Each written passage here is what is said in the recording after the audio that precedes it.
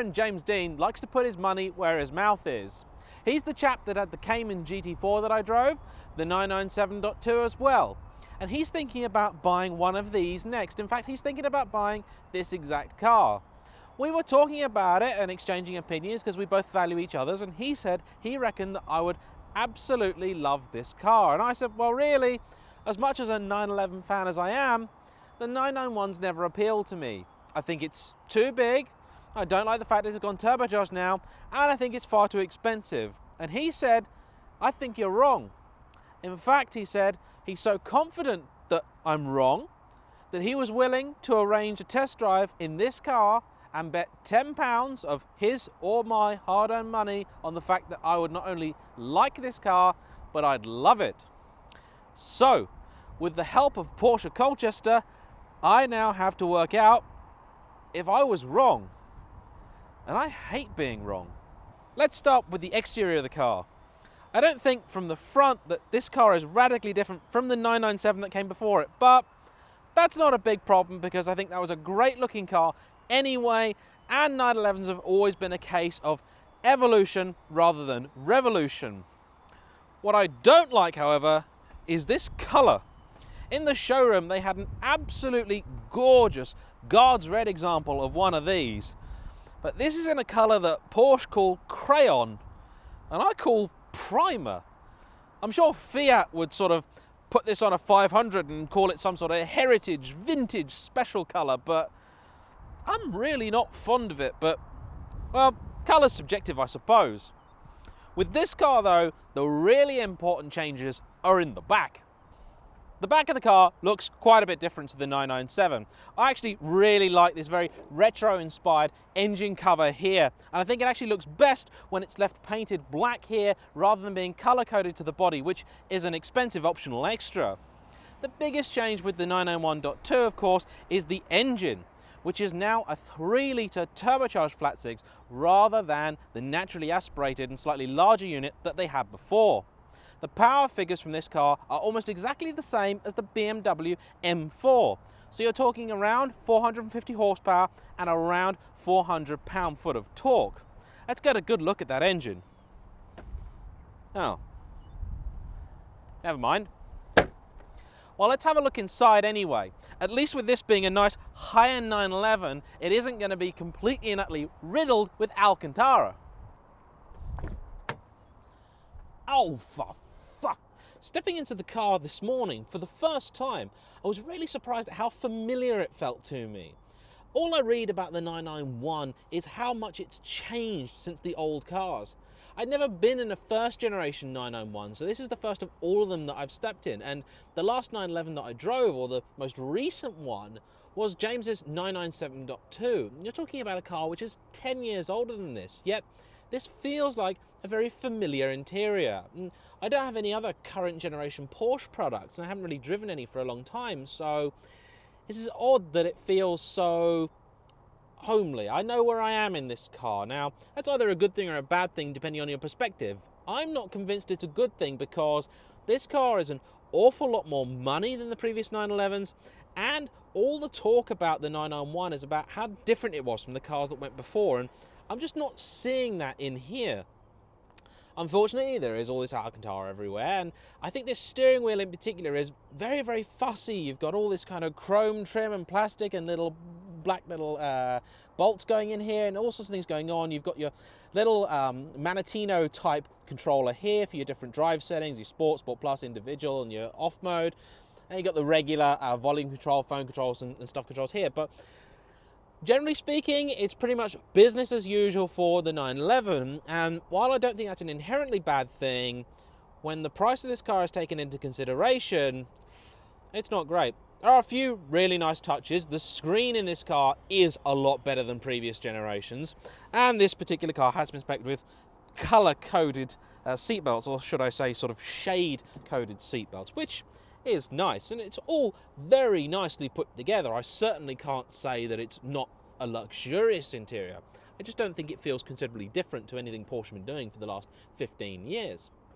Let's, however, have a little bit of a quick chat before we go out on the road about that price.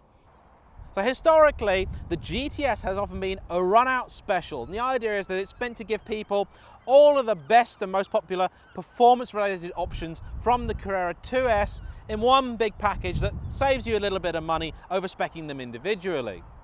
But now the GTS is a fully fledged model in its own right, but is still regarded by many as the pick of the bunch, because the idea is it's basically the fastest non-GT, non-turbo car, and it's meant to be the most drivers orientated this side of a GT product and somewhat more accessible than a turbo. So on the face of it, sounds like a great car. Unfortunately, this, like all Porsche products, has become an awful lot more expensive than it used to be. The base price of this car is £95,000. And of course, because it's a Porsche, that's not where it stops. There are quite a few options on top of that, and I'm really not convinced that all of these things should be considered optional on a car costing nearly six figures. I'm going to run you through the options list very quickly. So you have the primer grey paint, that's 1,900 quid. You got this Alcantara package inside, which is £2,391. These fancy headlights, which are very, very good, £1,772. Front and rear parking sensors. A £95,000 car, and parking sensors aren't even standard. 662 quid for those. Doesn't own a reversing camera either. That's even more money. I mean, come on, Porsche. Everyone knows you make a lot of money off these cars. I think maybe you're taking the mickey a little bit. They're standard on the Evora, which is £20,000 less to start off with, and they're standard on a Vauxhall Mokka, which is about £80,000 cheaper to start off with. So, you've got this panoramic glass tilt and slide sunroof, which I really do like. Love sunroof options in cars. Not enough manufacturers offer them. I want to see them more because not everybody loves aircon, and in England we have awful weather, which means we love convertibles because we like to appreciate the sunny weather when we get it. And the sunroof was £1,592, which bizarrely is the same price as the rear steering, which is designed to give the car better maneuverability and make it a bit more agile and nimble at low speeds, and make it more stable at high speeds by just adjusting the rear wheels ever so slightly, either in opposite or the same direction to the front wheels, depending on the scenario. This also has the 20-inch center-locking Turbo S wheels. That's no-cost option on the GTS. Cruise control at £228. It's got the GTS interior package at just over £2,300. Now, why you should have to pay any amount of money for something called the GTS interior package on the GTS, I don't know. You got automatic interior dimming mirrors, they're nearly 400 quid. You got heated multifunction steering wheel, 329. You've got the adaptive 18-way sport seats at just shy of £2,000. They are, in fairness, very, very nice. I really like them. And you've got, of course, the key painted in the same colour as the car for the princely sum of £248. You've then got the fantastic and brilliant personalised door sills at 770 quid and the Bose sound system at just over £1,000. Now in total, that brings the price of this car to just shy of £113,000. This is going to have to be a seriously, seriously good car for James to stand any chance of getting my tenner off me.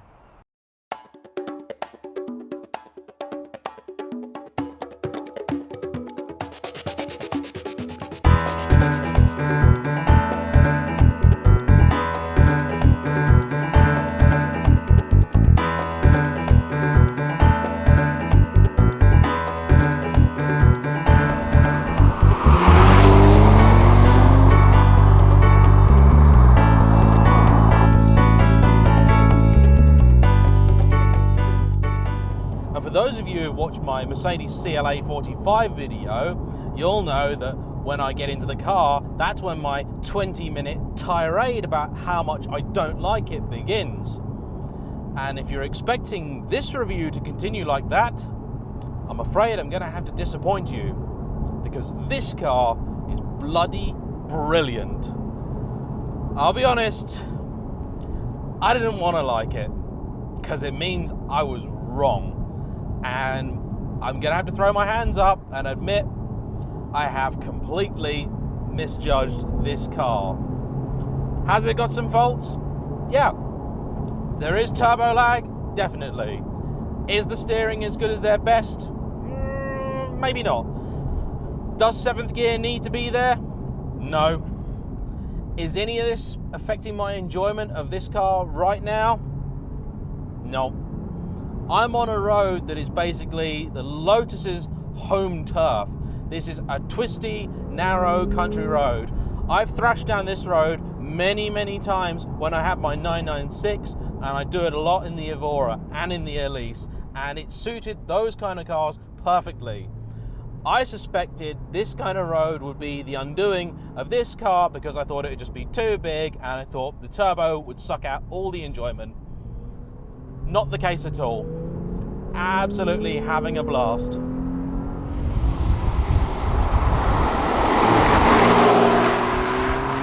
A really capable car. It's still a proper sports car. I prepared so many different conclusions, so many different endings to this video. I was really expecting this to be a different car. I had all these ideas of saying to you, well, you know, the Porsche's changed. You know, I was trying to think of a way that I could try and keep a bit of a positive spin on the video as something of a Porsche fan, and none of that's necessary at all. If I was going to criticize this car, I'd maybe say that I'd like to drive a standard one without a lot of the extra tech thrown at it to see just how different they are. Porsche have done a really, really good job of making a lot of the extra stuff in this car, like the rear wheel steering, all integrate fairly seamlessly. They've really nailed the electric steering. It's great feedback, great sensation. Really, really like that. Definitely worth taking a minute to talk about this gearbox. I'm very grateful that it was a manual that I've been able to drive, and I know Porsche worked hard to find me one of those. The PDK gearbox is absolutely brilliant, but it's the manual that I think the real drivers are often interested in. And it's very easy to say, oh yeah, the manual is going to be better, but of course if the manual isn't enjoyable to use, I can see why a lot of people wouldn't have it. This box though is brilliant. I've seen a lot of people, journalists particularly, criticize it and say it's not quite as good as Porsche's best. Well, maybe that's true, but I gotta say, you're gonna need to back it with something else to notice a difference. There is no way I will accept anyone saying this is anything other than an absolutely brilliant gearbox. It's a joy to use. The throws are nice and short, the action is positive, the gearbox doesn't resist me at all.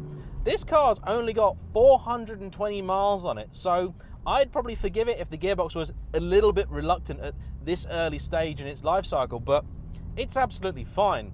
I must confess, for the first about 5 miles, I completely forgot that it had a 7th gear. And that's a very good thing, because it's pretty difficult to accidentally go into 7th, which I've heard can be a problem with Corvette's version of the same thing.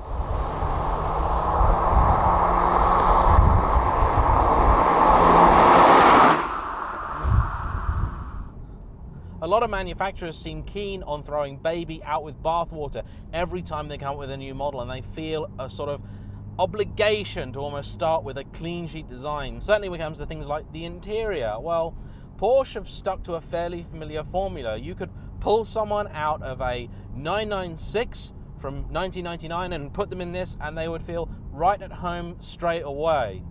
I suppose for some people that could be a criticism. If you're coming from a 911 like that and you're upgrading to something like this, you could sort of ask yourself, why am I spending the extra money? And it is a lot of money, there's no arguing that. This is an expensive car now. But it feels very, very premium. Porsche have put a lot of effort into making sure that this is an upmarket and nice place to be. And it works. You'll all know that I'm not a fan of turbochargers, and I would have loved the Carrera to have kept its naturally aspirated power plant, but Porsche had to move with the times. At least the 911, unlike the new 718, has kept its 6-cylinder layout. It still sounds like I expect a 911 to, even if it is a little on the quiet side in the cab, even in sports mode. The engine is good as turboed engines go. In normal driving there's plenty of shove when you're off boost for most situations, and when you ask for the car's full performance, the power is delivered smoothly and predictably. With the old 911, you needed to keep the car in the top half of its rev range to get the best out of it. The new one works very well between about 2,500 and 5,000 RPM. Unlike the BMW M4 engine though, the 911 does enjoy being taken to the red line.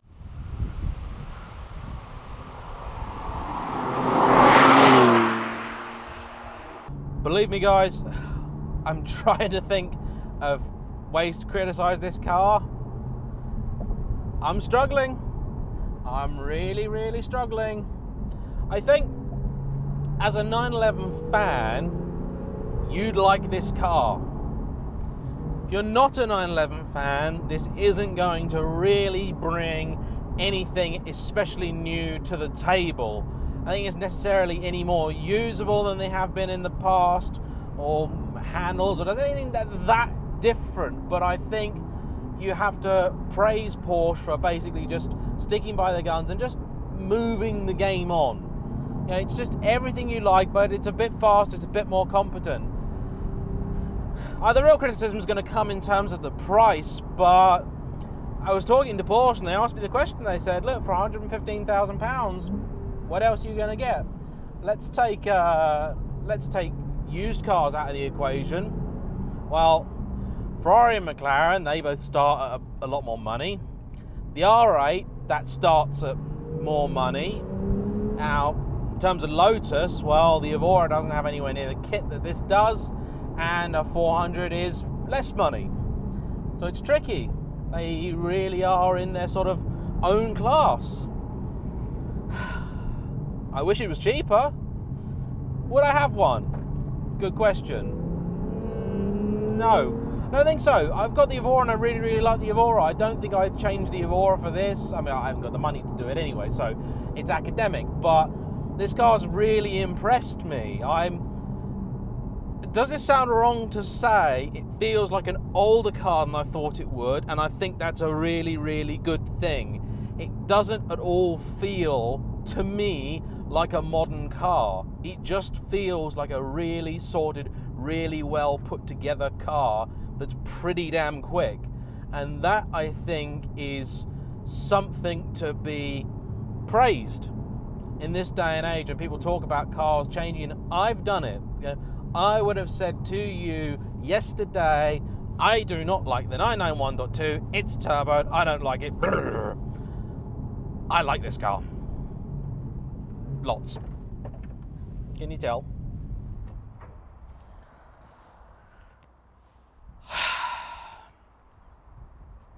Thank you.